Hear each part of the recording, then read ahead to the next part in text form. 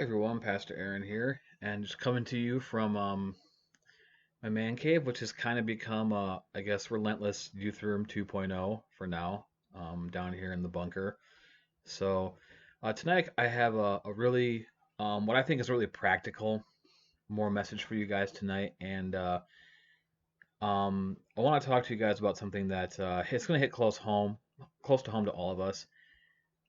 But I want to start with a story that I think you guys are going to find pretty entertaining. So, all throughout my life, myself, my little brother, my dad, and I, we've built a lot of just projects together. I mean, just everything from like sheds to landscaping projects, rock walls, remodelings, decks, furniture. I mean, you really get the idea. Just a lot of different stuff like that that we've built, and not to not no, not to brag on our skills or anything, but all those projects were pretty incredible and awesome. Craftsmanship was really top notch and whatnot. Even built some furniture together, and it's just I guess it's a skill that my family has, just building things, and whatnot. So, but one project that we did together stood tall above all the other ones, and it's one of the most recent ones, and it's probably one of the ones that we're all the most proud of. And that is, we took my dad's empty basement in his house, and we totally built it, from nothing. We, framed up and wired and plumbed and finished and painted his entire basement into multiple living spaces. And there's he has his man cave is down there, his home office is down there, and there's a spare kitchen down there, and another full bathroom down there, and a couple different storage spaces. And it just really is pretty awesome and really beautiful looking. But in order to get to that point, in the beautiful state that it's in now, there was a little bit of ugly that kind of had to go into that project. And I'll just give you guys I'm going to give you a glimpse into one day. It took us a couple months to do this, of working, 5, 6 days a week, after we got done with like our normal jobs at the time. I'll give you a glimpse into one evening of what this project was like. And so I came on, I can't remember what day of the week it was. They all kind of blurred together at that point with this whole thing. But I came in after I had worked, and my dad and my little brother had been working there for most of the day. And I came in, and we were at the phase of the project where mostly everything was framed, and also all the walls were framed up. No drywall and stuff like that on there yet, but all framed up and whatever. And my dad and my brother had put a door into one of the door frame housings, and they'd shimmed it up properly so it was level, and it was all exactly where it needed to be. And that's kind of a tedious process if you know nothing about that. And so I came down the stairs and saw this and was like, oh, wow, you guys got one of the doors in. And so I immediately went over to it to just open the door to see that if it was, actually installed true. I had more construction experience than they did. I'd actually worked in the residential construction field professionally for a couple of years, doing things like framing, siding, roofing, stuff like that. And so I just wanted to make sure that the door was true. And so I opened the door, kind of an excitement. And as I opened the door, the whole door framing casing just fell. And like in a movie, it just like fell, and then it just fell forward into the bathroom. And, just so it's like open the door, click, click a little bit, and the thing just falls off the shims, and bang, it hits the floor. And I immediately look over to my father and my little brother, and I'm sure I had this look on my face like, what the heck is wrong with you people? And they had a look on their face that was like, what the heck is wrong with you? And immediately my little brother just looked at me and was like, well, why would you touch that? And my immediate response was, why wasn't it attached to the frame? And they were like, well, because we hadn't done it yet. We got it shimmed up, and we were just making sure that it was the way it was supposed to be. And my immediate reaction was, as soon as you get something shimmed up true, you're supposed to attach it immediately so it doesn't fall out of place or nothing goes wrong, because that's what you do in the construction field. Now, my brother and my dad didn't work in the construction field. They didn't know that. But I was pretty mad that they had done it wrong. And they were pretty mad that I had assumed that they had done it the way that I was used to. And it kind of created this little argument, and we decided that that was, pointless. And so we all put the door back in place and attached it and moved on. And later on in that evening, as we were, just working together, um, we had another incident where I was cutting 2x4s for some framing in the ceiling frame. We didn't do a drop ceiling. We did a real true ceiling through the entire thing. So we had to frame up an actual ceiling underneath like all the ductwork and stuff in the basement.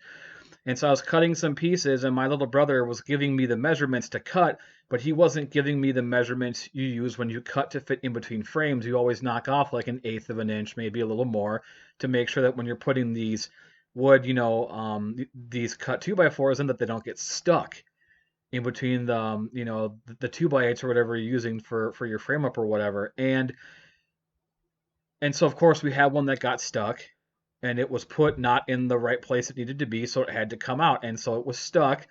And if you can imagine, my little brother is standing on a ladder with his arm reaching up into the framework and pounding this 2x4 with his hand, and his fist had come down.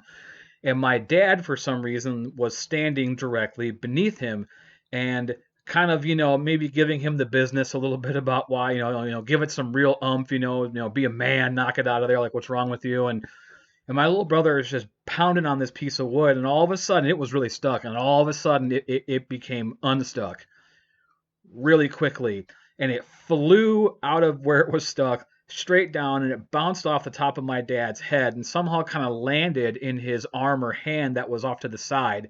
And his immediate reaction to getting, just pile driven in the head with this 2x4 was to first grab his head with the hand that wasn't holding wood, and then he turned, and in one fluid motion he whipped that piece of wood across the entire basement like he was, like he was just throwing gas.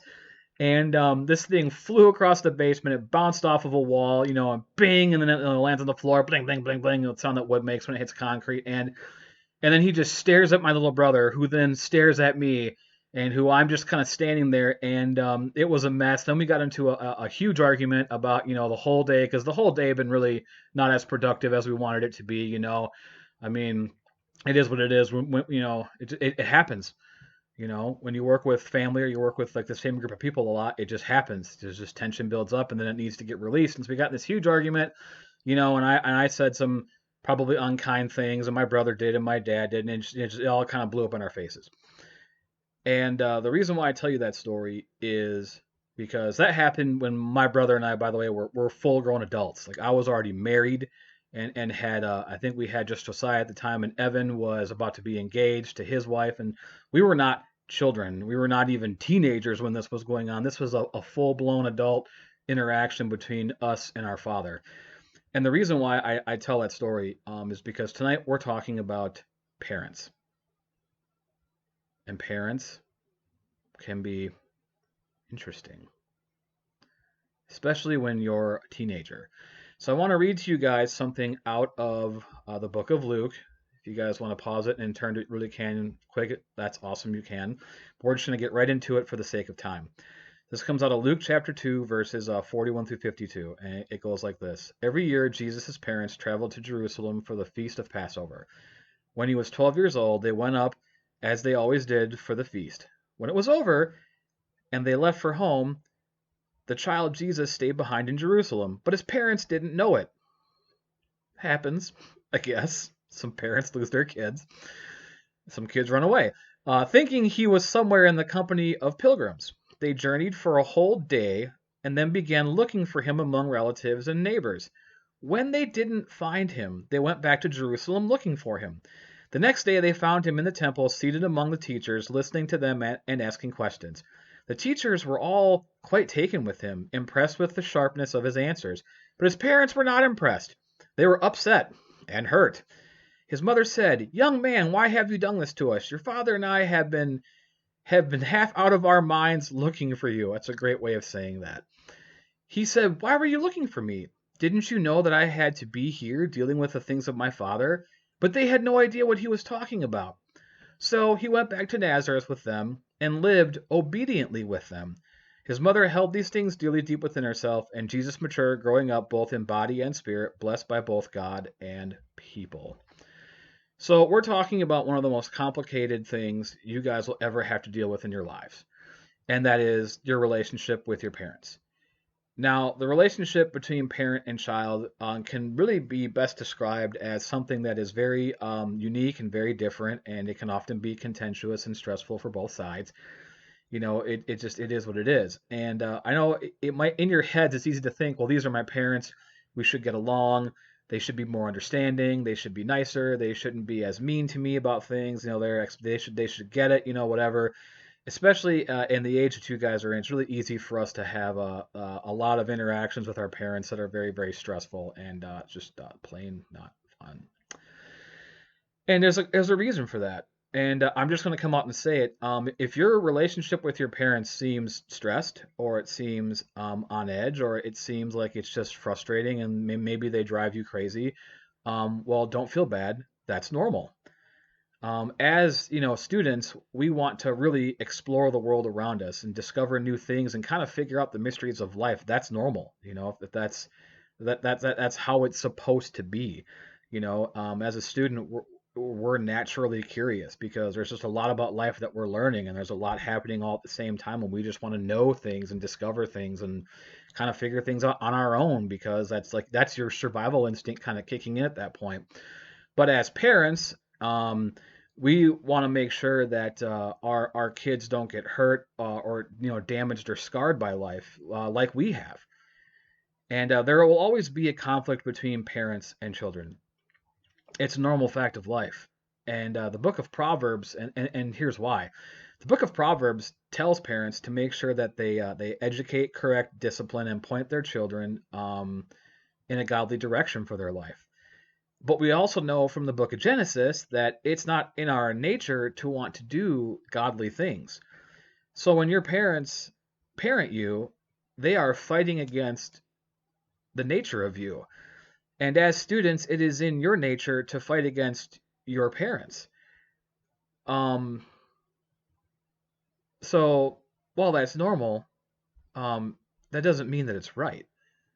I know many of you don't have the ideal, situation or maybe relationship with your parents, but regardless of that, the Bible is very clear to all of us that we are to honor, respect, and obey them, even when it feels unfair, even when we don't understand why, and even when they've just been cranky jerks who've been driving us totally crazy, and we're just like, I don't know what's wrong with me, but I know there's something definitely wrong with you, mom or dad, and I just need whatever's wrong with you to not be in my space. Otherwise, I'm going to be all wrong in my head and my heart and my soul, and I'm going to go crazy up in here and start snapping on everybody, and I'm going to throw things and slam doors and kick dogs and stuff like that because, ugh. And while that's really understandable, and I make a joke about that, it that's normal. But in Colossians 3:20, it says, "Children, do what your parents tell you. This delights the master to no end." And what that's really saying is, hey, you should listen to your parents, because that really makes God happy. That really pleases Him, and it really, puts you in good standing and good favor with God. Now, I'm sure many of you are watching this video, if you're still watching this video, and if you turn this off because you just didn't want to hear it, well then I'm gonna call you and FaceTime you until you pick up. Many of you are saying, well, this is easy for you to talk about, Pastor Aaron, because you're a grown man. You're an adult. You're not living at home with your parents. You're not dealing with your parents. You're not doing the life that I'm doing. Like you're old now, Pastor Aaron. You're far removed from that. Like you're on the other side of it actually. Like you got kids of your own. You have one of your, Josiah's in the youth group, and so you're trying to help us out here, but you're on the enemy side of this conversation. And if that's the way you're looking at it, that's not how you should be looking at it, because your relationship with your parents isn't a them versus you or a you versus them situation. That's what Satan wants you to think. That's what he wants you to believe. But that's not how this is all set up. But the reality is, I can talk about this still, because even though I'm an adult of 39 years wise on this earth, my parents are still very much a part of my life. And they're even more a part of my life than most normal people my age, because I work for my dad. He's my boss. So I talk to him on the regular, not just about, normal life and family stuff and father and son stuff, but about work stuff.